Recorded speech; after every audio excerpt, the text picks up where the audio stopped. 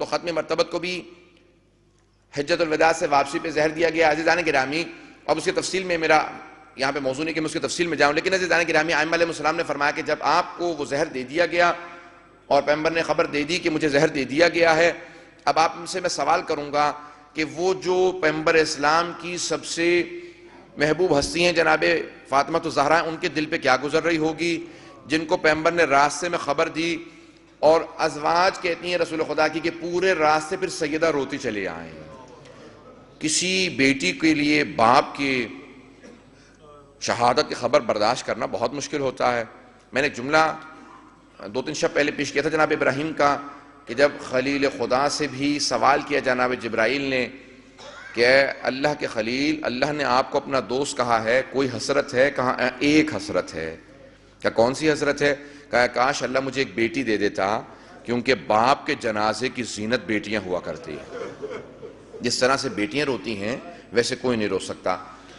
آج میں تفصیل سے مصاحب کو پیش کرنا چاہتا ہوں، اگر 15-20 منٹ مصاحب کے لیے لوں تو کوئی رونے میں بخل نہ کرے۔ آج کوئی تھک کے نہ روئے۔ آج کائنات کی رحمت کی شب شہادت ہے، شب وصال ہے۔ آج کوئی بھی ایسا محسوس نہ کرے جن کو سب نے یاد کر کے گریہ کیا ہے۔ اس سے پہلے کہ میں جناب ختم مرتبت کے مصاحب کو پیش کروں، صرف ایک روایت کو پیش کروں گا۔ تو فرمایا کہ بیٹیاں زینت ہوتی ہیں باپ کے جنازے کا، باپ کے جنازے کی زینت بیٹیاں ہیں۔ عزیزان گرامی، کون کون سی بیٹیاں باپ کے جنازے پہ روئی ہیں؟ تاریخ نے ذکر کیا ہے بہت سی بیٹیوں کا کہ جو باپ کو یاد کر کے بہت روئی ہیں۔ اس سے پہلے کہ میں جناب سیدہ کے جملوں کو پیش کروں، میں اور صرف بیٹیوں کا اشارتاً ذکر کرنا چاہتا ہوں۔ کون کون سی بیٹیاں ہیں؟ ایک جناب یوسف کی بیٹی ہیں جن کا نام رحمہ تھا، وہ جناب ایوب کی زوجہ تھیں۔ جب جناب ایوب بیمار ہو گئے نا اور سارے بیٹے مارے گئے، محل گر گیا، ان کا فصلیں اجڑ گئیں اور وہ زحمتیں کرنے لگیں کیونکہ شوہر بیمار تھے، اب وہ کام کرتی تھی، تو ہر بیٹی کو حسرت سے احساس ہوتا ہے نا کہ کاش میرے بابا سر پہ ہوتے تو پھر مجھے یہ زحمتیں کرنی نہ پڑتی، میں گھروں میں کام نہ کرتی۔ باپ بوڑھا بھی ہونا تو پھر بیٹیوں کو ایک ڈھارس ہوتی ہے، میرا باپ میرے سر پہ موجود ہے۔ یتیمی کا احساس مردوں سے زیادہ بیٹیوں کو ہوتا ہے، بیٹوں سے زیادہ بیٹیوں کو ہوتا ہے۔ عزیزان گرامی، تاریخ میں بہت سی بیٹیوں کا احساس ہے۔ تاریخ نے ایک اور ذکر کیا ہے، کچھ ایسی بیٹیاں ہیں جیسے جناب معصومہ قم ہیں، جب 14 برس مسلسل امام موسیٰ کاظم زندان میں تھے تو امام رضا علیہ السلام اپنے گھر کے صحن میں ہمیشہ آرام فرما رہتے تھے۔ پوچھا مولا کیا بات ہے، آپ صحن میں کیوں رہتے ہیں؟ کہا میری بہنوں کو شدت سے احساس ہے ہمارے بابا زندان میں ہیں۔ میری بہنوں کو بڑا شدت سے احساس ہے، ہر عید پہ جتنی میری بہنیں تڑپتی ہیں کہ عید پہ باپ سے عیدی مانگتے۔ عزیزان گرامی، اگر یہاں بیٹیاں تڑپ رہی ہیں تو وہاں بابا نہیں تڑپ رہے ہوں گے؟ کوئی بغداد کے زندان میں باپ تڑپتا تھا کہ میری بیٹیاں میرے انتظار میں۔ عزیزان گرامی، تاریخ نے بہت سی بیٹیوں کا ذکر کیا ہے۔ ایک اور بیٹی کا ذکر کر دوں، تاریخ نے 2 سے 3 بیٹیوں کا ذکر کروں گا تاکہ آپ کو احساس ہو سکے جناب سیدہ کے مصائب کا کہ بی بی کیسے باپ پہ رو رہی ہوں گی۔ میں صرف اس لیے تمہیداً جملے پیش کر رہا ہوں۔ میں نے کہا نا آج کوئی رونے میں بخل نہ کرے، آج سب ایسے روئیں جیسے جناب سیدہ کو پرسہ دینے کا حق ہے۔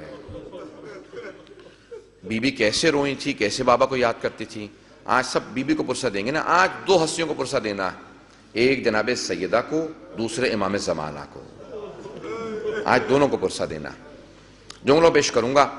عزیزان گرامی، جب جناب مسلم کی شہادت کی خبر آئی، سید الشہداء سفر میں تھے، عراق کے لیے چل پڑے تھے، روزے یوم عرفہ تھا، جناب مسلم کی شہادت ہوئی، عید آنے والی تھی۔ جب جناب مسلم کی شہادت کی خبر آئی تو سید الشہداء نے فوراً آواز دی کہ بھیا عباس خیمے نصب کر دو، آج رات ہم یہیں رکیں گے۔ جب جناب سید الشہداء کے چہرے کو دیکھا نا کہ آنکھیں سرخ ہیں، مولا بار بار آنسو صاف کر رہے ہیں، جناب عباس مزاج امامت سمجھتے تھے۔ کہا مولا کیا بات ہے، مجھے بھی بتائیے۔ کہا عباس کوفے سے بہت بری خبر آئی ہے۔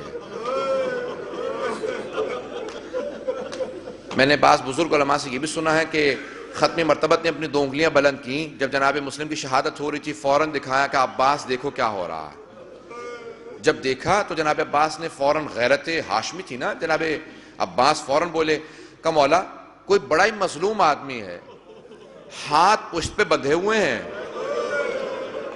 گھٹنے زمین پہ ہیں، کسی دارالعمارہ کی چھت پہ اس کا سر جھکا ہوا ہے، فوراً جناب سید الشہداء نے کہا عباس ذرا غور سے دیکھو، کیونکہ سر جھکا ہوا تھا۔ جناب عباس نے غور سے دیکھا، کہا مولا یہ تو میرا بھائی مسلم ہے، مولا جس اعجاز سے آپ نے مجھے دکھایا ہے مجھے وہاں پہنچا دیجیے، میرا بھائی اکیلا ہے۔ کہا عباس ذرا اور غور سے دیکھو، کہا مولا جہاں دارالامارہ کی چھت پہ مسلم ہے نا، وہاں نیچے دارالامارہ کی زمین کے اوپر کوئی بی بی اپنے برقعے کا دامن پھیلا ہے، برقعے کا دامن پھیلائے کھڑی ہے۔ کہا عباس یہ میری ماں زہرا ہے۔ عزیزان گرامی، جناب عباس نے علم نصب کیے۔ مجھے جن جملوں کو پیش کرنا ہے، میں نے کہا بیٹیوں کا احساس دلانا چاہتا ہوں، آج تفصیل سے پیش کرنا چاہ رہا ہوں، اگر تھوڑا سا وقت زیادہ لوں تو مجھے معاف کیجئے گا۔ جناب عباس نے سارے خیمے نصب کیے۔ جب خیمے نصب کر دیے تو جناب سید الشہداء نے کہا عباس ذرا میری بہن زینب کو بلا لاؤ۔ آئے جناب عباس کا بی بی، آپ کو مولا نے بلایا۔ جب جناب زینب آئی نا، بھائی کی حالت دیکھی، سمجھ گئیں۔ کہا بھیا سب خیریت ہے؟ کہا کہ زینب ذرا میری بہن رقیہ کو بلا دو۔ بی بی سمجھ گئیں کہ بری خبر دینا ہے۔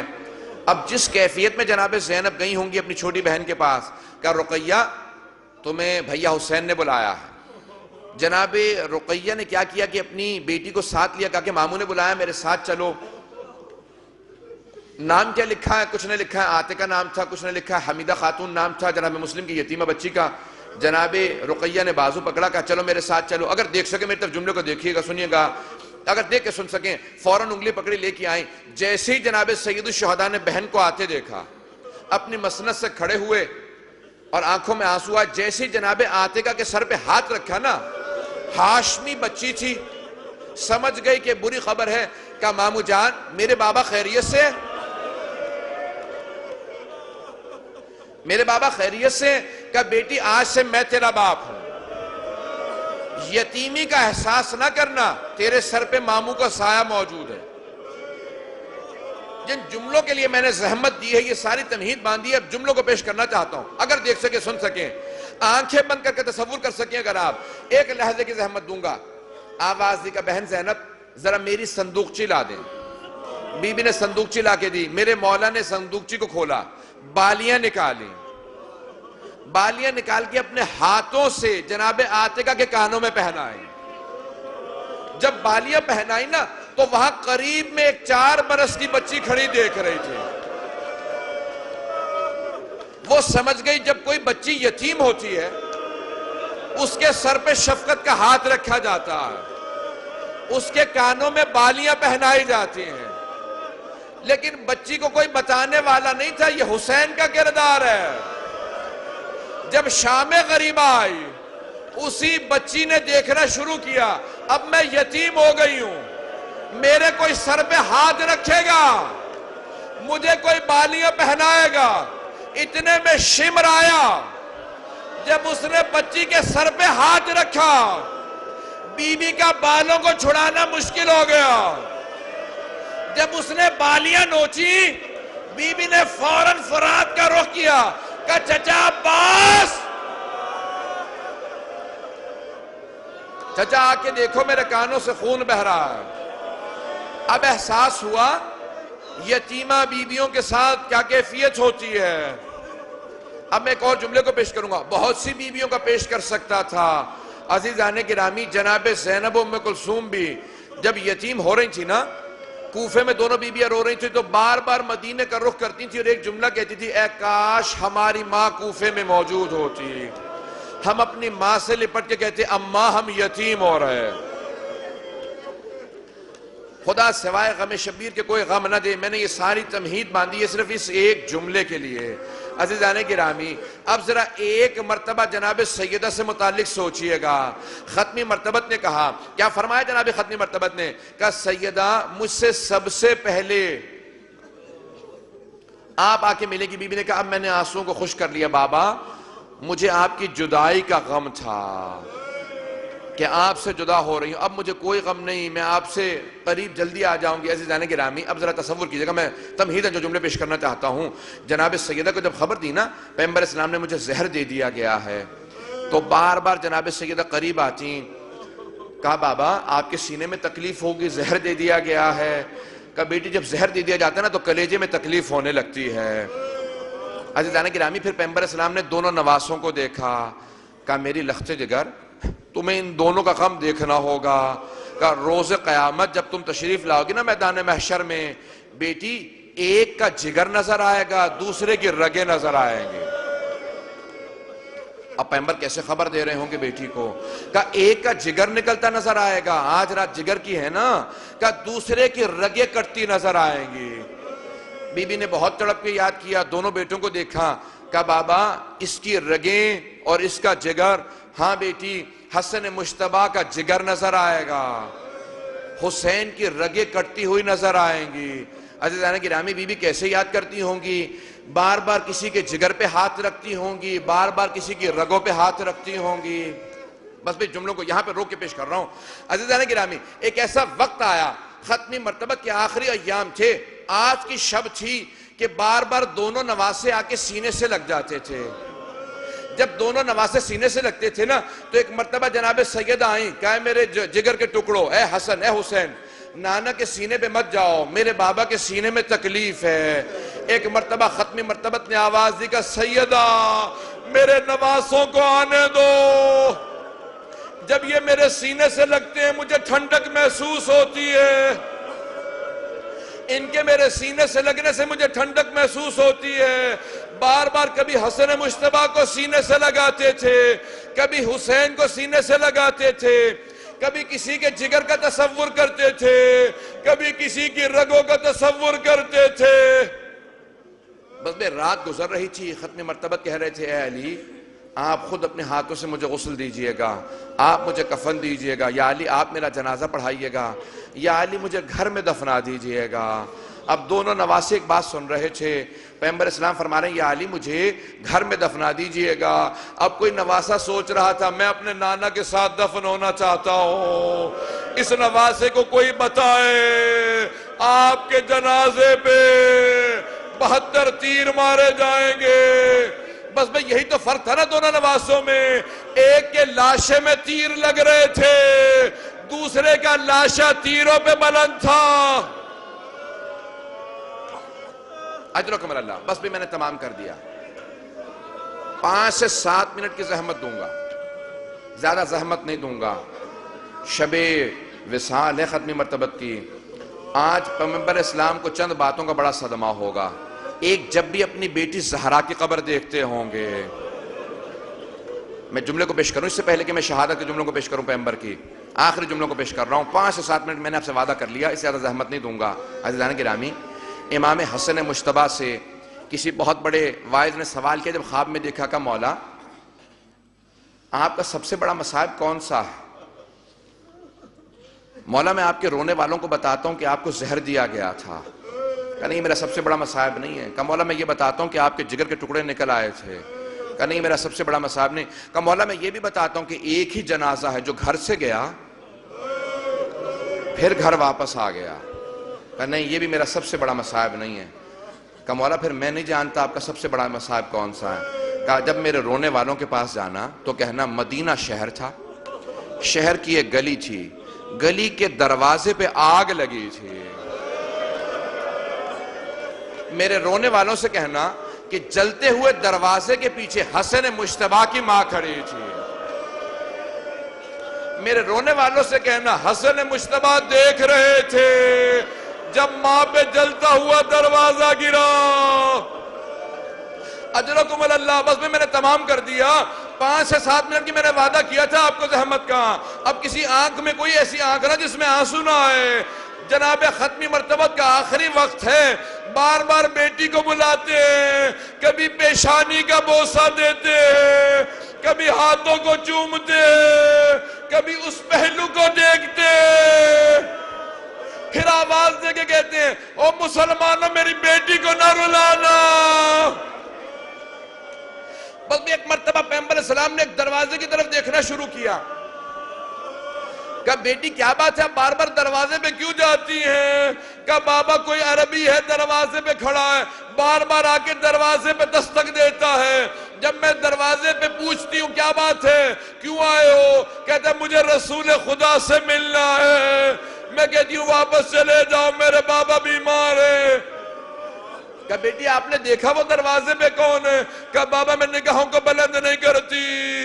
کہا بیٹی یہ آپ کی تعظیم میں اجازت مانگ رہا ہے، یہ کسی دروازے پہ اجازت نہیں مانگتا، بیٹی یہ ملک الموت ہے، بیٹی یہ ملک الموت کسی دروازے پہ اجازت نہیں مانگتا، بغیر اجازت کے آتا ہے۔ اور مسلمانوں جناب سیدہ کے دروازے پہ ملک الموت بھی اجازت لے کے آتے، کوئی دروازے پہ آگ نہ لگانا۔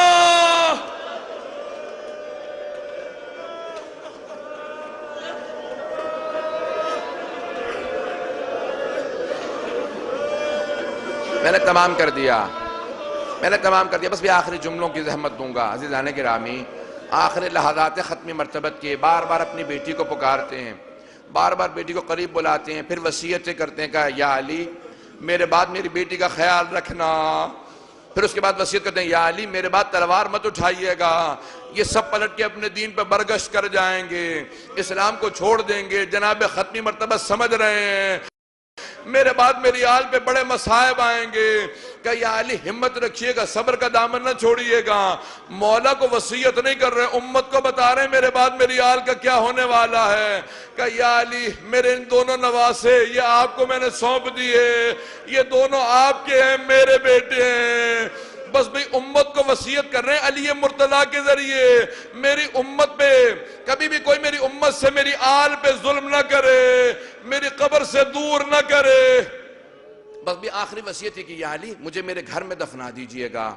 ایک مرتبہ پیغمبر کی وصیت کرنا تھی، پیغمبر اسلام کے آخری لحظات ہیں، آج یہ 28 صفر کی شب ہے، مجھے نہیں معلوم امام حسن و حسین کس طرح سے جناب سیدہ کے گرد جمع ہوں گے، لیکن روایت کے الفاظ ہیں کہ جناب ختمی مرتبہ ایک مرتبہ آخری مرتبہ بلایا، کہا یا علی آپ نے اپنے سب بچوں کے نام مجھ سے رکھوائے ہیں نا، اس کا نام میں نے حسن رکھا ہے، اس کا نام میں نے حسین رکھا ہے، یہ زینب ہے، یہ ام کلثوم ہے، یا علی میں ایک اور بچے کا نام رکھ کے جانا چاہتا ہوں، یہ حسن حسین ہے، میں نے اس بچے کا نام محسن رکھا ہے، یا علی اس کی شہادت بھی ہو جائے پھر بھی نام محسن رکھیے گا، میری ذریت میں میرا تیسرا بیٹا محسن ہے، میرے اس نواسے کا میں ابھی سے آپ کو پرسہ دیتا ہوں، یا رسول خدا میں کہوں گا بیٹوں کو مت بتائیں، جلتے ہوئے دروازے اور دیوار کے بیچ میں کسی محسن کی شہادت ہوگی۔ بس میں پیغمبر کو اس بات کا بڑا صدمہ تھا، آخری جملوں کی زحمت دے عزیزان گرامی، ایک رات کے اندر ایک لحظہ آیا، جناب ختمی مرتبت نے کہا یا علی مجھے لٹا دیجئے، میں یہاں پہ اب آخری لحظہ ہے، جناب سیدہ تڑپ کے رونے لگی، کبھی امام حسن مجتبی آگے بڑھ کے گلے سے لپٹ کے روتے تھے، کبھی امام حسین ایک مرتبہ امیر المؤمنین تعظیماً کھڑے ہوئے کہ السلام علیکہ یا رسول اللہ۔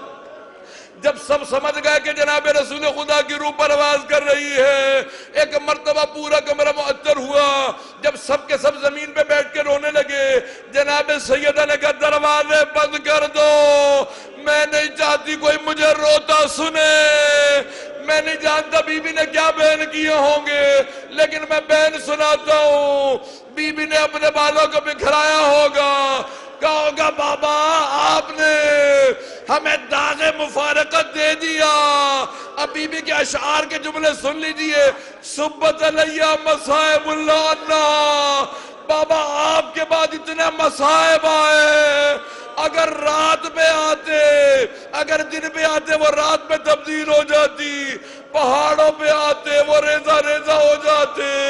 عزیزان گرامی آج اگر کبھی کوئی تصور کر سکے، ذرا ایک مرتبہ جنت البقیع کا رخ کرے، ایک ٹوٹی ہوئی قبر سے کہے بی بی ہم پرسہ دینے آئے ہیں، اے امام زمانہ آپ کو آپ کی دادی زہرا کا واسطہ ہمارا پرسہ قبول فرمائے۔